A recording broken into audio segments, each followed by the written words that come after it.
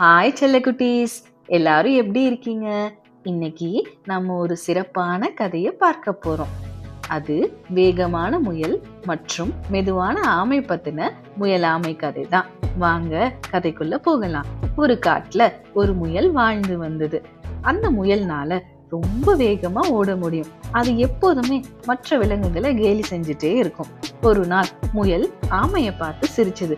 நீ எவ்வளவு மெதுவா நடக்கிற, என்னால உன்னை விட 100 மடங்கு வேகமா ஓட முடியும் அப்படின்னு கர்வமா சொல்லுச்சு. அதுக்கு ஆமை அமைதியா சொல்லுச்சு, சரி நம்ம ஒரு பந்தயம் நடத்தலாம், யாரு ஜெயிக்கிறாங்கன்னு பார்க்கலான்னு. முயல் அதுக்கு கர்வமா சிரிச்சுட்டு, சரி சரி, இதுல ஜெயிக்கிறதெல்லாம் எனக்கு ரொம்ப சாதாரண விஷயம் அப்படின்னு சொல்லுச்சு. அடுத்த நாள் காட்டுல உள்ள எல்லா விலங்குகளும் பந்தயத்தை பார்க்க தயாரானாங்க. நரி அதுக்கு நடுவரா இருந்தது. போட்டி ஆரம்பிச்சது. முயல் மின்னல் வேகத்துல ஓடுச்சு. ஆமை மெதுவா நிலையா நடக்க ஆரம்பிச்சது. முயல் பின்னாலே திரும்பி பார்த்துச்சு. ஆமை அது கண்ணுக்கு எங்கேயுமே தெரியல. நான் ஏற்கனவே பாதி வந்துட்டேன், ஆமை இன்னும் தொடங்குற இடத்துலயே தான் இருக்கும், நம்ம கொஞ்ச நேரம் ஓய்வெடுக்கலாம், எப்படி நம்ம தானே ஜெயிக்க போறோம் அப்படின்னு நினைச்சிச்சு. முயல் ஒரு மரத்துக்கு கீழே படுத்து தூங்கியது. ஆழ்ந்த உறக்கத்துக்கு போயிடுச்சு.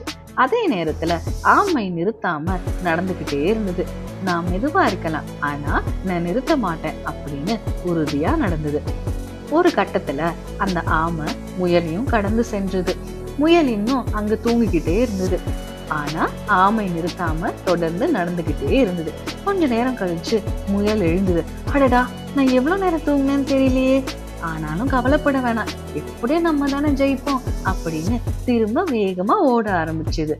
ஆனா ஆமை ஏற்கனவே முடிவு கோட்டை கடந்துருச்சு. எல்லா விலங்குகளும் ஆமையை கொண்டாடி கொண்டிட்டு இருந்தாங்க. முயல் ரொம்ப வெக்கப்பட்டது. ஆமை கனிவா முயல் கிட்ட சொல்லுது, வேகம் மட்டும் போதாது, தொடர்ந்து முயற்சி செய்யறது ரொம்ப முக்கியம். மெதுவாகவும் நிலையாகவும் செல்பவர்கள் தான் வாழ்க்கையில வெல்லுவாங்க அப்படின்னு சொல்லுச்சு. அதுக்கு எல்லா விலங்குகளும் கை தட்டினாங்க. முயலும் தன்னோட தவற உணர்ந்தது. குட்டீஸ், இந்த கதையில இருந்து நம்ம என்ன கத்துக்கிட்டோம்?